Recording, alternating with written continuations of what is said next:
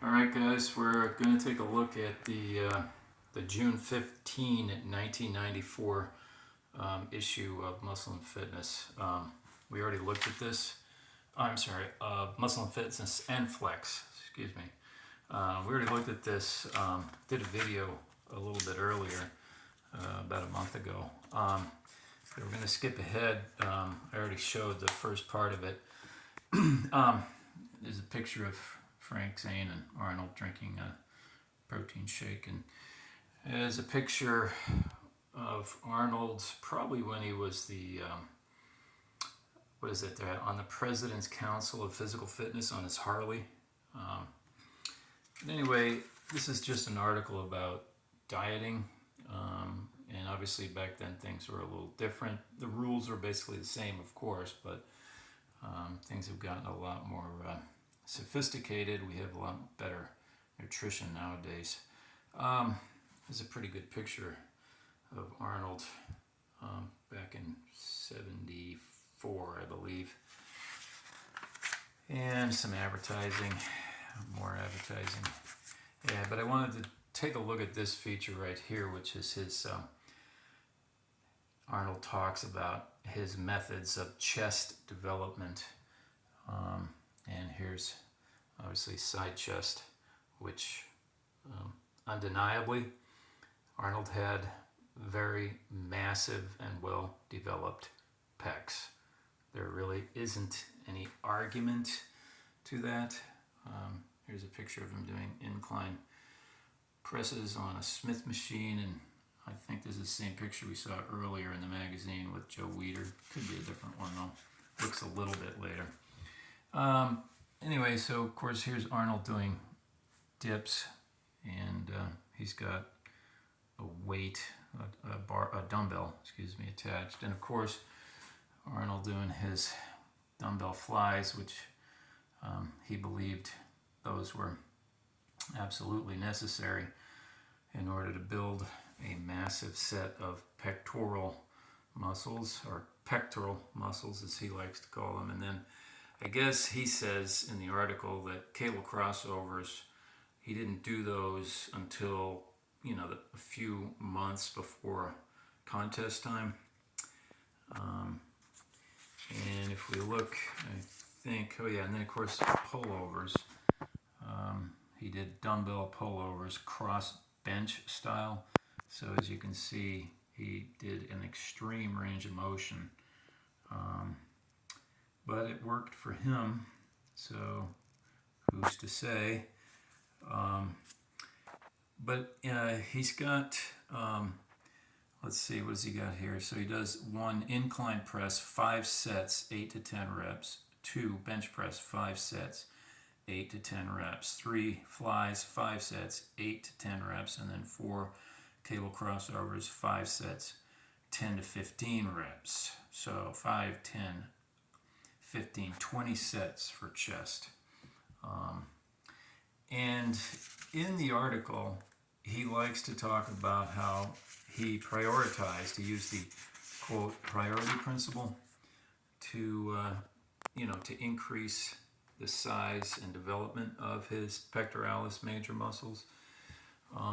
He says here in the article on bench press, at my best, he's done 500 pounds on the bench press for reps, 405 for 8, 315 for 25, and 225 for 60 reps. 225 for 60. Isn't that the NFL Combine? Don't they do something like that where they take 225 and see how many times they can press it? 60 reps. Man, I don't know. That even for Arnold, that seems a little hard to believe. But anyway, as far as Arnold's pec development, yes, priority, genetics, obviously the good pharmaceuticals, and years of incredibly hard work definitely paid off in order to get that kind of pectoralis major development. There's one thing that, and he probably mentions this elsewhere, but this is a really big factor here, guys, and that is the length of his arms. Being over 6 feet tall, nearly 6'2", Arnold had some long arms. And I am speaking from experience. I'm about a little over six. Well, I was over 6 feet. Now that I'm in my mid 60s, I'm about just barely at 6 feet. But my arms are still the same length, and I've got inordinately long arms, and my pecs are probably my best body part. And it's not, well, there's two reasons.